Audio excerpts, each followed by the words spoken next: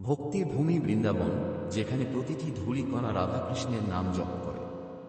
আজ আমরা শুনব এক অলৌকিক কাহিনী, রাধারানীর কৃপায় কিভাবে বদলে গেল এক বৃদ্ধের ভাগ্য। নন্দগাঁওয়ের পাশে এক বৃদ্ধ ভক্ত থাকতেন, রামচরণ দাস। তাঁর জীবন ছিল একা, কিন্তু মন ছিল ভগবানের প্রেমে পরিপূর্ণ। প্রতিদিন তিনি ফুল তুলতেন, জপ করতেন, আর লোকজনকে কীর্তনের গল্প শোনাতেন। একদিন বৃষ্টির রাতে রামচরণ দাস পড়ে গেলেন।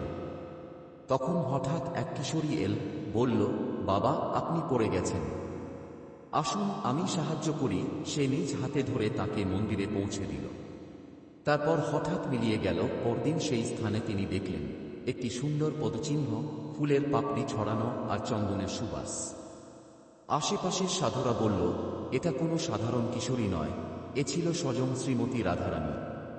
রামচরণ দাস সেই জায়গাতেই বসে প্রতিদিন জপ করতেন। ভক্তরা দূর দূরান্ত থেকে এসে তাকে শ্রদ্ধা জানাত। তিনি বলতেন, আমি কিছুই না, কৃপা তাঁরই, যিনি আমার মতো তুচ্ছ জনকে দেখেছেন। মৃত্যুর আগের দিন তিনি বলেছিলেন, আজ রাত্রে রাধারানী আমাকে নিতে আসবেন। সেই রাতেই তিনি শান্তভাবে প্রয়াণ করেন। মুখে ছিল এক অপার্থিব হাসি, ঘরে ছড়িয়ে পড়েছিল এক বিশেষ সুবাস। এই কাহিনী আমাদের শেখায়, ভক্তি যদি নিঃস্বার্থ হয়, তবে রাধারানী নিজেই এসে আশ্রয় দেন। বৃন্দাবনে আড়ম্বর লাগে না, কেবল একটি শুদ্ধ মনই যথেষ্ট।